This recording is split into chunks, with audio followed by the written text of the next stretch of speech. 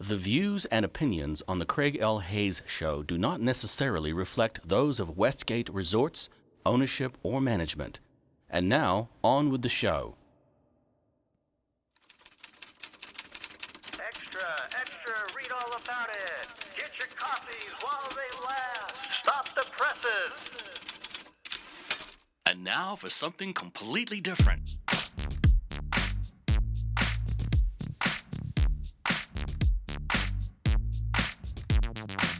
Are you ready for a little truth? Are we not entertained?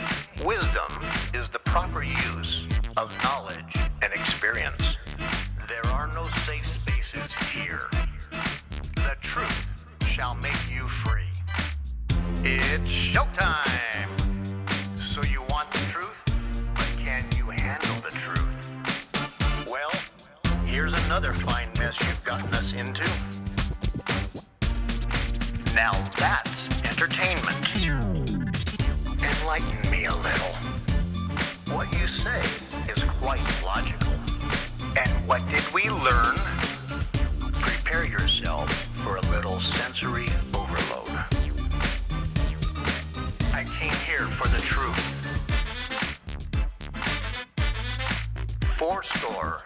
7 years ago. Stand by to roll show intro. Roll show intro in 3, 2, 1, go. This is the Craig L. Hayes Show. Hello, America, family, friends, and listeners all around this planet we call home. This is the Craig L. Hayes Show. I am Craig L. Hayes. Today we are talking on the 4th of February, 2025, and I've got 3 very special guests in my studio, which is actually Elvis Presley's former dressing room here at the Westgate Resort in Las Vegas in the International Showroom. I want to thank first Cammie Christensen. She is the president of the hotel. She has allowed me to do this podcast from Elvis's historical site, along with Dawn Rawls. She is the vice president of entertainment and marketing, and she's been very good about letting me do this too, along with John Peer, who's technical director and entertainment director. So, without further ado, we're going to jump right into this. I've got 3 awesome guests today.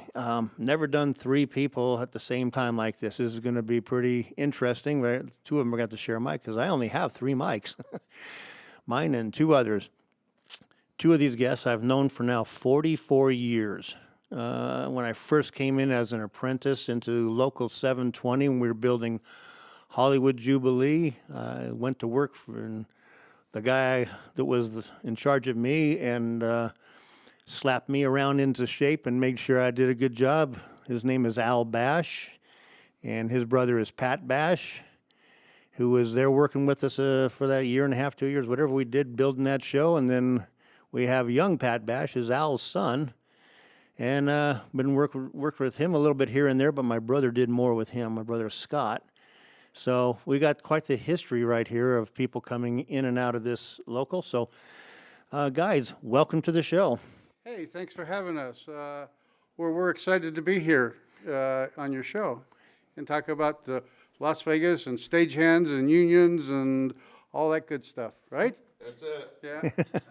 Yeah, we are glad to be here. Yeah, and we're glad that the families can be together and still be part of each other over all the 50 years of theater. Yeah, your family, I know Al goes back with my uncle. We were just talking about that a little bit, about my uncle Gilbert and working at the Desert Inn. What did he tell you? What did Gil tell me? What did Gil tell you? Yeah, what did Gil tell you? Come on, We were working at the Desert Can we Inn. say this type of words? Yeah. Oh, okay. I try to keep it like PG-13. Okay, well, this will be a little. We were working at the Desert Inn, and they went to 1 show a night, and we would get paid for 2. So as we punched in and punched out of the time clock, we would punch in, go have dinner, come back down, do an hour-long show, and punch out, and our day was done. And as we were walking out, Gil says to me, "This will turn you into a worthless piece of crap." And today I still use that term. He does. He says, you know, when I retired, I sit there and my bank account fills up in the first of the month, and he says, and then by the time I spend it through the end of the month after retiring from stagehands, he says, this will make you a worthless piece of shit. He told me that, and I looked at him. I said, are you kidding me? And then I retired, and I got this money in the bank account every first of the month, and it does. It just kind of lets you just kind of just loaf around. And, well, I'm going to have money come back at the end of the month, so why worry? Well, I don't call what you're doing, Pat, as loafing around. I mean, you have that business you're still running, and Well, still loafing around. Still, the retirement makes you a worthless piece of shit because you don't have to worry about money. It just pops in the bank account. yeah. Well, I'm discovering that myself right now. I've had, 4 or 5 deposits into my account, and it's like, this is not bad. Oh, it is actually. This is not bad. It is actually pretty good because You watch your bank account go down, down, down, down, hits the bottom, and all of a sudden it goes back up, down, up. down, down, back up. back up. I'm not there yet. You will I be. got about another 10 more years to go. Yeah. You will be. It gets there quick, I'm telling you. It's, I when I came into, we started working as a stagehand. My first apprentice call was actually building Jubilee with you guys. And, I looked at all the guys in there and go, man, some of these guys are really old. I'm never going to get there. Well, I'm there. Yeah, well, you're a young guy when you start, and I agree. You just don't know anything, and you're thinking, these old guys. Look at these old guys, and then you become that old guy.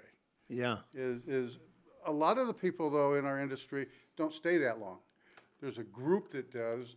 But yeah, we become that old guy. Now we're the retired guys, and the new guys that have moved in, have no idea who they are, and they have no idea who you are, and it just gets pretty wacky. Yeah. No, I see that here too, and I get a bunch of youngsters had come in over the years, and they had no idea of the history. They have no idea of the room. You have to teach them all that stuff, and then after a while you go, why am I bothering? They're going to forget about it, not care. They don't care. They don't.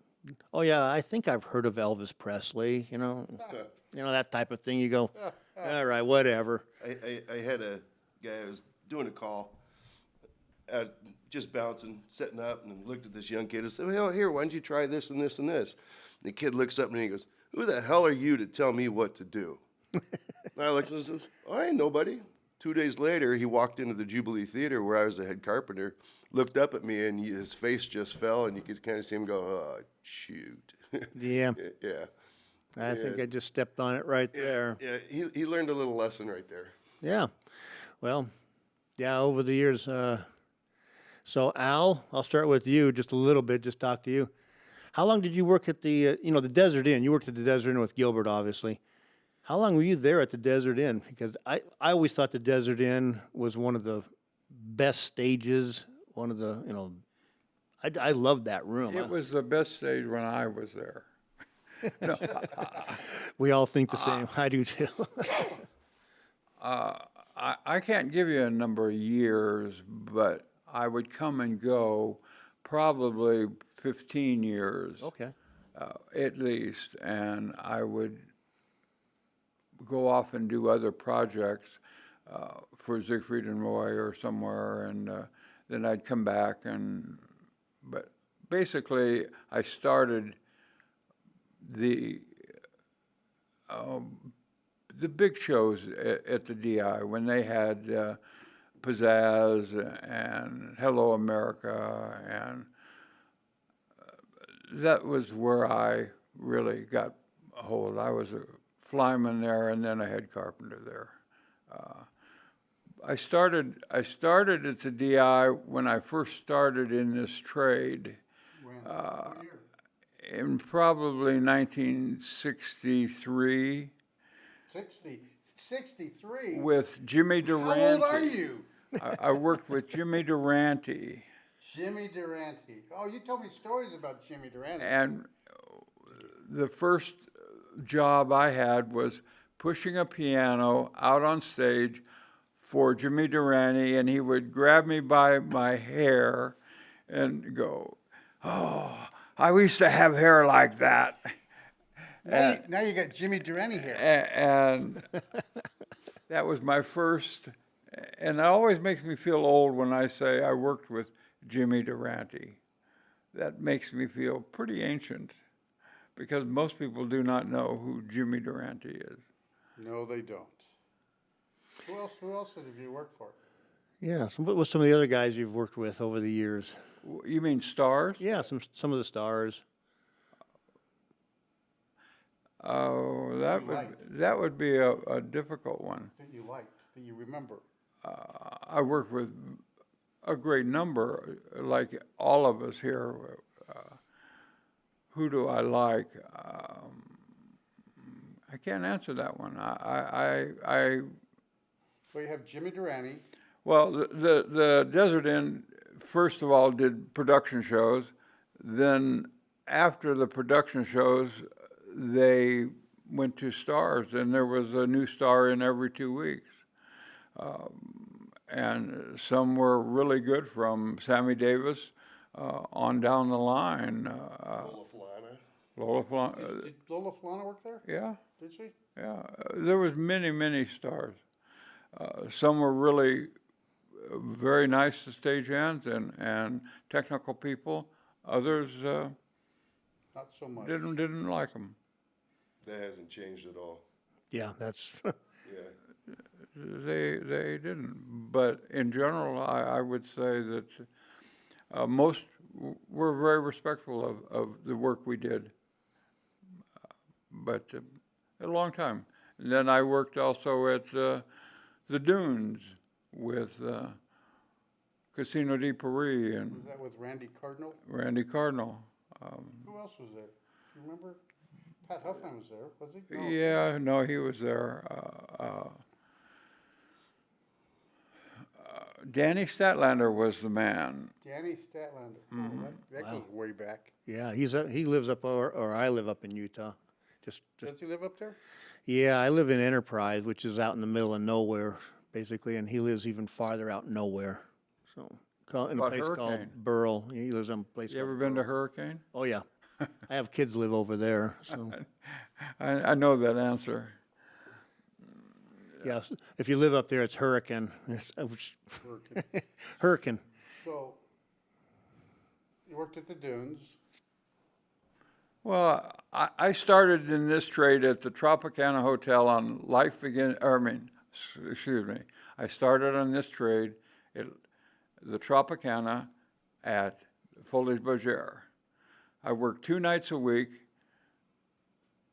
on the Folies Bergère, and when I ended this trade, I worked at the Tropicana part-time 2 nights a week on Folies Bergère when they closed the show. And not many people can say they worked the show, left, and come back and worked the show at the same, And closed the room. and close the room. Wow. No, that's unusual. Yeah. Yeah. Yeah. And Al, you when we built Jubilee, what was your title there? You weren't the head carpenter. You were like the shop foreman type of a guy, or what was? I don't know if I had a title. I mean, you were the boss. He I had the mean, power. yeah, he was the boss. I know he was the boss. I don't know if there was a title that went with it. I was in charge. My uncle was The boss. the boss. Pat Huffman was the boss. Okay. Is we all worked for him.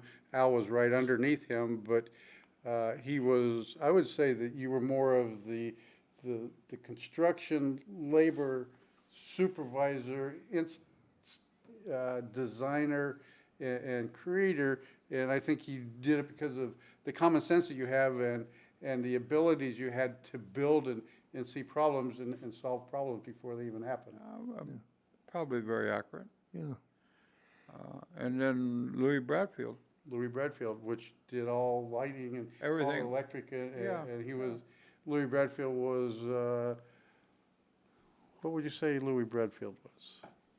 Well, he was the head electrician. No, but what, he Yeah, had master electrician. Master is what he was. electrician. Genius savant, you know. Yeah, he was a a savant degree in electric, engineering yeah. of electrical engineering. Yeah. And the hotel, he worked at Bally's for ever, and the engineering department would come and ask him on how to do things. But he was in charge of the building of the show that you were in charge of, and he did all the electrical work, and he was meticulous on how he did it. Yeah, he was at Bally's when they built the showroom, all the way up until he retired, and engineers would come and ask him where certain circuits were and stuff like that, and everything else, and he knew right where they were. Yeah. No, he knew everything. That building was his, basically. You know, it was just, yeah. And Bobby Simmons, Bobby Simmons. that's a name right there. That's, wow. What do you know about Bobby Simmons? I know a great deal. Yeah. Spill it. Well, what can you say? He knew how to nail wood together, and that's all I can say. He knew how to do it. Bobby Simmons could do math before calculators were, Yes. and he could lay things out, couldn't he? Yeah. Without any problems. And if you were a young guy, you were intimidated by him because he would just go off in some other directions. Well, my experience. Life was different too, though. My experience with Bobby Simmons was this. Now, I'm an apprentice, okay? I'm only 18 years old. But he kind of liked me for some reason. He thought I was okay. I think you did a little bit too. You thought I was okay. But Bobby Simmons came and gave me a cut sheet for some piece that was going to be built. Like, I think it was one of the stairs, one of the big stair units. And this was like 3 pages of cut list. He said, cut it exactly what I tell you and exactly how it's written out and stuff. I spent like a day and a half just cutting things, grinding them, putting them ready. It all fit, and he used every piece in that and didn't have anything left over. And I mean, it's just, that amazed me with him. He knew every piece, how many cuts, how many exactly per everything. He was just, you know. I have to say that Jubilee, working, building that thing, I think I had the privilege of working with the very best in Las Vegas and talented, and they were talented, it was yes. just, you know, it was the best guys, best builders in town. It was best of everything. You had the best scenic artists, you had the best welders, you had the best carpenters, electricians, everything. You know, And they were all IA members. yeah, and they were all IA guys, and they were just, it was amazing to be able to do that. You know, I didn't appreciate it there at the time because I was a young guy, just an apprentice working my way in.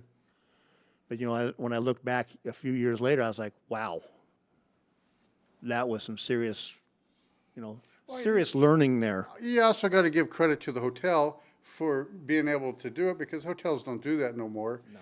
You have to give, what was his name?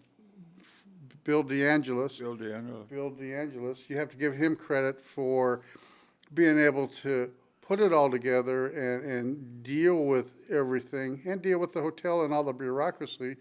You have to give him credit for that. And nowadays, all they do is farm it out to companies, and they just, the talent that we had when my brother was in charge and everything else isn't here no more. Because the whole environment's changed. And I'm not sure you could put IA members together to build anything like that anymore. Yeah, that's a good question. Do we have the guys in our hall anymore that are builders? I mean, serious builders and these type of guys? No. Very few. I don't think we have as many as we used to. Because I think a lot of it used to be because on show changes, it was customary for you built the shows out in the parking lot, during the daytime, and We can go back a little ways, and Al can. We can go back a long way. A long way. When Al got into the business, he would build a show, and I kind of remember it because he kind of took me along a little bit. He would build a show at the Stardust, and then once the show was done, they would go to the DI. The shows would change every year, year and a half, and because they were built in-house, there was no profit made. So we were just said, build this. The designer would come in and bring the plans, and then you would build the show, and then there was a group of us that would leave, go to another hotel and do that show, and when that was done, we would go to a third and then back to the beginning. How long did the builds last? 7, 8 months. And So about every 9 months, you were moving to a different hotel different hotel. to build a new show. Build a new show. And there was a group that would travel from job to job, and that's what we enjoyed. And so as we kept doing it, we became better equipped to do it. Yeah. So I I think, felt Elvis presence here. Uh-oh. Oh, did you feel it? Oh, did you feel it? Elvis Presley presence? And it was when I started at the DI, there was Pizzazz, Hello America, and so on, and they were all built in-house in the parking lot. They would put up tents, and we would work in the tent, and we would complete the show, and then we'd go to the Stardust and do the Lido. And we built that in the carpenter shop in the back. And some people were apprentices, some people were seasoned. That's where Bobby Simmons was certainly involved with a person, Walter Shaner, who was the Stage manager. stage builder for the Lido. Yeah. And then we would go to the Dunes, and then we would go to the Tropicana, and then we would come back to the DI and start the whole circle again. see, and that's where I think we got the talent when they went to Jubilee. These guys had already been building and building and building, And moved there right was- in there, and they were ready to go. It wasn't about profit, it was about building the show. Yeah. It was, no one was making any money other than wages, so there was no profit paid out to companies that had to bid high for the unseen. We just did the job and made it, and I think we were well respected for what we did. The hotels ordered they ordered all the materials and everything else. Hotels used their own purchasing department to buy. Nobody made a profit there. Then it was done in their parking lot or in the carpenter shop or on the stage. So there was no rent and so on to pay, and the show was just built. So is it fair to say that by doing it that way, which is, the hotel's taking a risk, obviously, buying the show, paying for all the labor, paying for all the materials, they're taking a little risk there. But they take a little risk the other way when they hire PRG or one of them bigger companies to build it. They're still having to pay. They just don't have the control of the end product. Yeah, and it's probably saving half the money, because, the other side's gonna take half. Oh, yeah, easy half. Half his profit at least. The company's gonna take double up the price that you could have built it with just stagehands in your parking lot, or, even renting a warehouse and, cutting a wall out or a door out or whatever. Well, they did rent a warehouse because Bill DeAngelis, when MGM went up to Reno, they built an airplane. They rented a warehouse here in town and built a DC-10 or DC-9. 737, yeah. Something like that in a building, and then shipped it up there and put it on the stage. Yeah, that was the first show I worked on, but I was just a laborer over at Fred Joseph's place, Design Concepts. That's where I was working. And the other shop, where in that area we built Jubilee, that was the other MGM shop. That's where they built the airplane and some of the other stuff. Our stuff was the earthquake, San Francisco, the earthquake stuff, all that's what was built there. And all I was just a shop boy, basically, at that time. Boy, that goes back a few years. Yeah, I was like 15. Get out of school, go there and work all night and clean steel, stack wood, It was, I was 11 years old when they were building Jubilee, and I'd go and Uncle Bill would take me over, and I'd go see you working, building the show. And then the first time I walked in Jubilee, I was like, I remember that, and I remember that, and I remember all the stagehands eating their lunch on those stairs. And I was just in awe. yeah. When I started with Bobby Simmons, everything was built out of wood. There was no such thing as square tubing or metal used in scenery. Everything was wood. Wood stairways, everything was made out of wood. And slowly metal took over and wood went away because of the cost, because of everything was clear pine. Today, you can't hardly buy a piece of clear pine.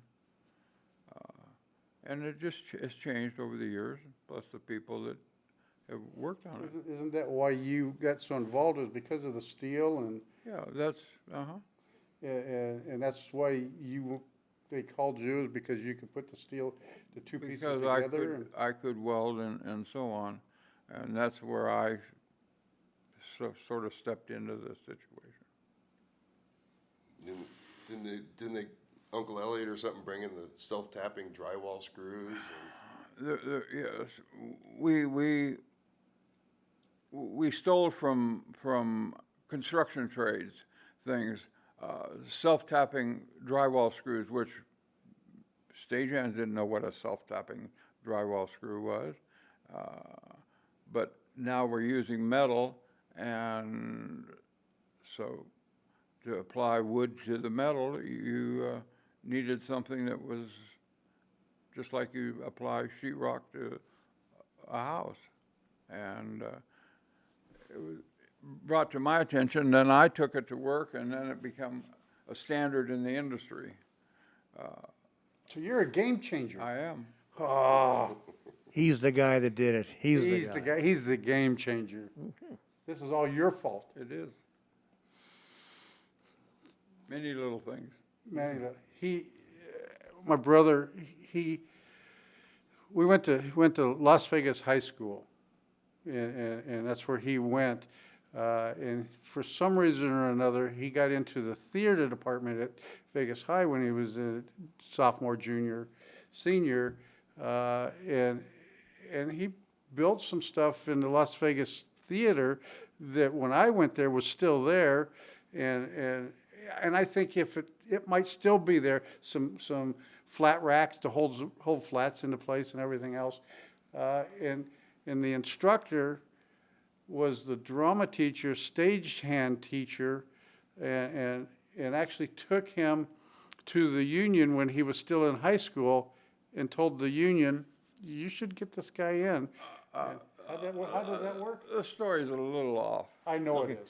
It's a little I off. wasn't there. Let's stop for just a second. I got to end this episode because we're already at 25 minutes. Oh, well, we haven't even started yet. Yeah, and we'll get another one lined up here. So until then, we're going to take just a 2-minute break here and go get another episode in the can here. So Talbot, take it away. This is the Craig L. Hayes Show.